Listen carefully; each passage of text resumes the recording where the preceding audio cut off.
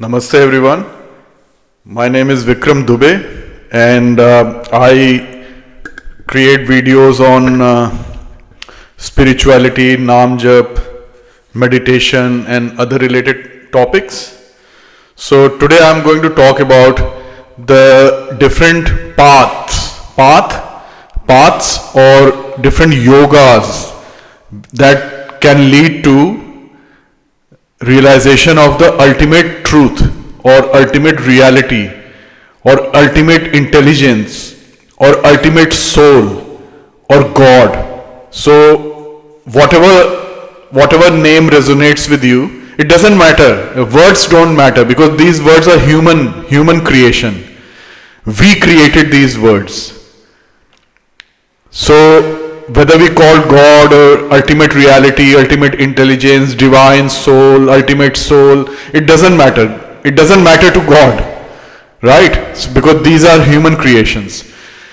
So Swami Vivekananda, there is a lot of noise coming from outside. Swami Vivekananda, who was a very famous Swami or mystic in the 19th century,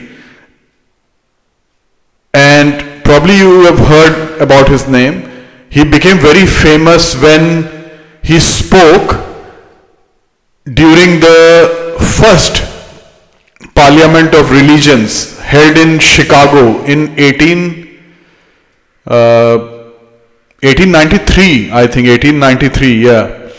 In 1893, first Parliament of Religions, and he spoke about Hinduism and Indian school of thought, and he did not prepare his speech. It was impromptu, it was an extempore. He did not prepare the speech and he was quite anxious when he was waiting for others to speak. He was quite anxious and he requested that he would speak at the end. He would be the last speaker. And even before his speech, he was very anxious and nervous. And the audience thought, and he was wearing a Swami's clothes, Indian clothes with turban and Indian clothes. So the audience thought like he's good for nothing and he's so nervous, he's so anxious. But when he started speaking and when he opened his speech by saying, "Sisters and brothers of America," when he said that, he got, I don't know the exact minutes, but 2 or 3 or 4 minutes of constant applaud, standing ovation for many minutes. He got just on his opening line, because people resonated with him, his appearance, his voice, the way he spoke. And then he became very famous all over America, Europe, and when he came back to India, he got huge reception. So he became very famous, but he predicted that he won't live until 40 years of age, and he died while meditating. He died at the age of 39.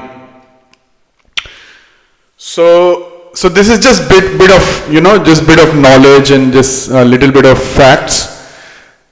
So he spoke about 4 paths or 4 yogas. So yoga or yog means union. So in Hindi, for summation we say yog. For example, 2 yog 3 equals 5. So yog is summation or union. So he said there are 4 yogas to achieve the ultimate reality, and these are Karma Yog, Bhakti Yog, Raj Yog and Gyan Yog. Now Karma means, you probably know, I hear this word a lot, karma, it's karma. So karma means action or work. So Karma Yog is achieving the ultimate reality by working, and not just working to make a living, working without or let's say working for God. So it depends how you interpret God, but working not for ourselves, not to get the fruits or the consequences ourselves. It's like a service. So any work can be done like a service, whether you are a policeman or professor or doctor or teacher or even rock star, film star. You can do it with the intention to serve. You are serving. You are a film star, you are a billionaire, but you are working. Your intention is to serve, to entertain people, to tell good stories, to make people happy. So this could be your service. And you are a multimillionaire, that's fine. So in Indian school of thought, we are not against wealth, but the intention is very important. So Karma Yoga is working or duty, work or duty which is done for the divine, for the God. So it's not for ourselves, it's for God. Because if we do it for ourselves, then the karma is binding. So if we have done a bad karma, it binds us by an iron chain. And if we have done a good karma, it binds us by a gold chain. But we are bound. Whether we do bad or good karma, we are bound by either iron chain or gold chain. So we are bound. So to make work unbinding or non-binding, it should be done as a service. Like we are serving, basically we are serving God. Because everyone has divinity within themselves. And I've spoken about this in all my videos. We all, deep down, we are all divine, deep down. So when we are serving, we are actually like a teacher is teaching students. So students are divine also because they have divinity within them. So the teacher is working for divine. So this is how, this is what we mean by Karma Yoga. Performing karma, work, action for the divine, without worrying about the fruits or consequences. That's number one, karma, and it's already 8 minutes, so I'll be quicker. The second is bhakti, which I practice.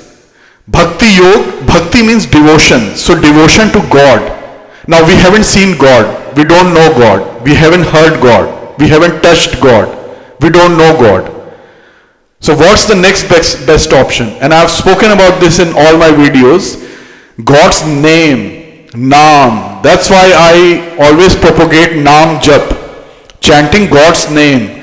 Ram, Ram, Ram, Ram, Ram, Ram, Ram, Ram. Because the rishis and saints and Mahatmas and Guru, they have said God's name is same as God. So Ram is same as actual God Ram or Lord Ram. And God's name we have heard, we have spoken, we have written, we have read. So we know God's name, Ram, R-A-M, Ram, we know God's name. So just doing Naam Jap, that's the best bhakti we can do. Other bhaktis could be worshipping. Like in Hinduism, worship plays a very significant role. A lot of people worship deities. So that's also fine. But Naam Jap is very, very, very, very good. Because Naam goes deep inside our mind or consciousness or our system and cleans it, purifies the system, purifies the mind and removes Sanchit Karma. The good and bad karmas I spoke about earlier. So it removes good and bad karmas from our mind. So Naam is, that's not accomplished by worship. If you worship a deity, it will have some effect, but not as much as Naam Jap. So that is Bhakti Yoga, devotion or yoga of devotion. third is, and I believe Swami Vivekanand named the third one, which is Raj Yoga. Raj Yoga. Fit for the Raj or Raja means king or kingdom. So fit for the royal, so the fit for the king. So Raj Yoga, I think this name Raj Yoga was created by Swami Vivekananda. So Raj Yoga is actually Patanjali's, based on Patanjali's Yoga Sutra, and I have spoken about this in my previous videos. So Patanjali created Ashtang Yoga. Ashtang means 8 limbs. Asht means 8 and Ang means limbs, like hands, legs, limbs. So Ashtang Yoga means 8 limbs of yoga.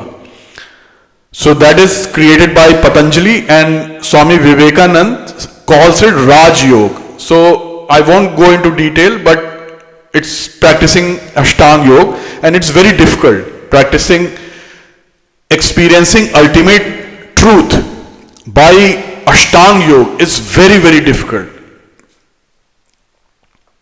It's very, very difficult. But it's good for health, good for mental, physical health, good for spiritual health. So it's very good. Raj Yoga is very good. And the last is Gyan Yoga. Gyan means knowledge. Gyan Yoga. So yoga of knowledge. So it's understanding that there is an ultimate reality. We are part of the ultimate reality. We are that. The divine reality or the ultimate reality is not separate. It's not somewhere away like other religions think that God is somewhere else. No, God is everywhere and within us. We are part of the God. And I always use this analogy of drops in an ocean. Ocean is full of drops, but when we look at the ocean, we can't see individual drops. We only see ocean. So ocean is the ultimate reality or God. And when we take out little bit of ocean or drops or drop, suppose we take out one drop, then this is a drop. This ocean in my palm is a drop. It's a drop. It's only a drop. And it's very, very insignificant because it's in my palm. It's very, very insignificant. It's a drop. But when I put it back in the ocean, the drop vanishes. It's just ocean. So similarly, and again, because of good and bad karma that we did in our past lives, we have lot of sanchit karma or accumulated karma in our mind. Because of that, the mind is impure and it also creates ego. So this this feeling, as soon as we wake up in the morning, we know I. So this is ego. We don't know the real self, otherwise we will be enlightened. We don't know the real self, that we are divine. We don't know that. And it's a gradual process. So it's not like switch on, switch off. It's not like that. It's a gradual process. So you realize your true nature slowly. So this I am Vikram, I am an Indian, I am an Australian, I am a man. This I is ego. This is not our real self. So because of impure mind and ego and this I, we don't realize that we are divine. We are part of the ocean. We don't realize that. We think, because we identify with our body, with our body. So we think, we wrongly believe that we are a separate drop. We are separate. This is because of ego, because of impure mind. We think we are separate. We are separated. God is somewhere else. God is like billion light years away. Why? species who live billion light years away, they think God is on earth. So God is everywhere. God is like an ocean, a divine ocean. And we are drops in that ocean. So we are ocean. We are divine. But this is Gyan Yoga, this knowledge. But it's very hard. The yoga of knowledge, Gyan Yoga, is very hard because firstly we will have to prepare our body, mind and body, really fit and healthy. Not in terms of like going to the gym and not like that, but very healthy and in tune. And we have to meditate on each vritti, and I have spoken about this. Vritti means turning. So vritti or turnings in the mind or movements in the mind. So we have to become very subtle. Our observation has to become very subtle, and we have to pay attention to every vritti. So for example, if we feel like eating a cheesecake, so we pay attention, what's happening in our mind and body, what's happening. We feel like eating a cheesecake, what's happening. So just observing each and every vritti, and there could be thousands of vrittis during the day. Thousands. It could be anger, it could be lust, it could be greed, it could be related to work, relationships, it could be anything. Business, studies, anything, it could be anything, health. So there could be thousands of vrittis or movements in the mind. So how are we going to focus on all of them and properly process all of them? So Gyan Yoga or yoga of knowledge is very, very difficult. It's only for people who have devoted themselves to meditation. They just meditate like 18-20 hours every day. It's for them, not for like householders, people who are like living in a family and working, and it's not for them.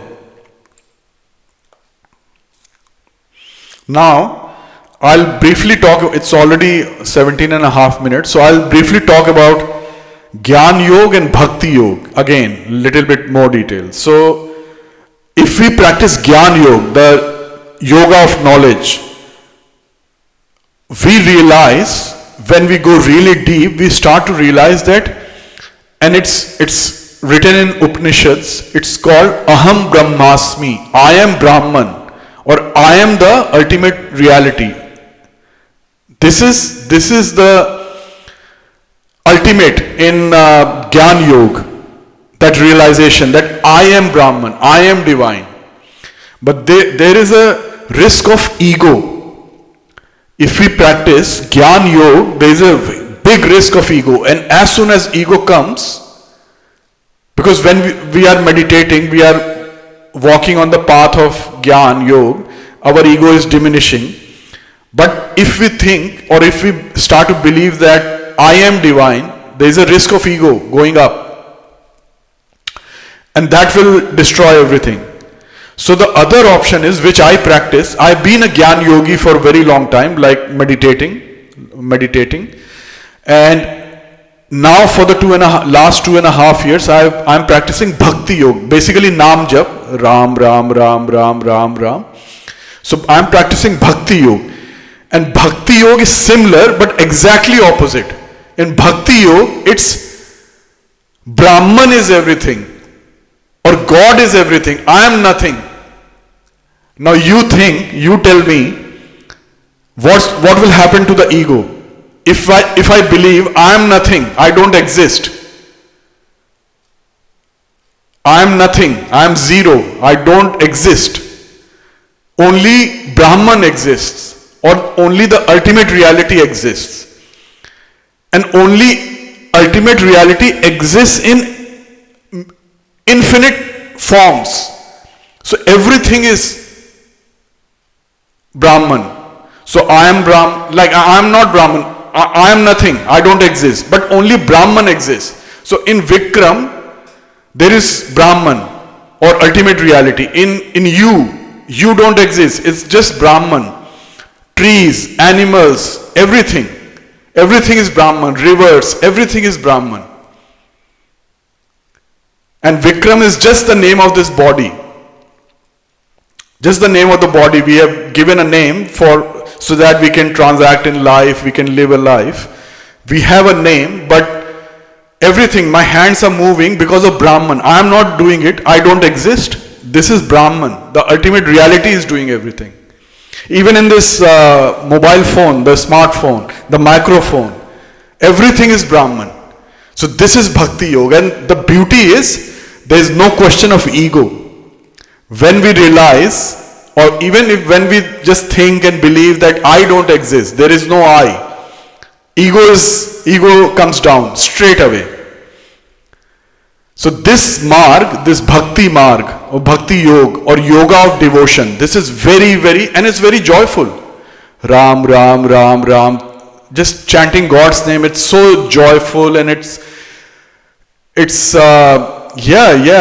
so joyful. For example, if you love someone, and if you, like for example your mother or your children, if you chant their names, you will feel love, love and joy, you will feel that. So just imagine, once we start loving God, just imagine, we can only imagine how much love and joy we will experience just by chanting God's name. Ram, Ram, Ram, Ram, Ram, Ram. See? So it's very, very joyful, very, very loving and joyful. Bhakti Marg, and the ego comes down.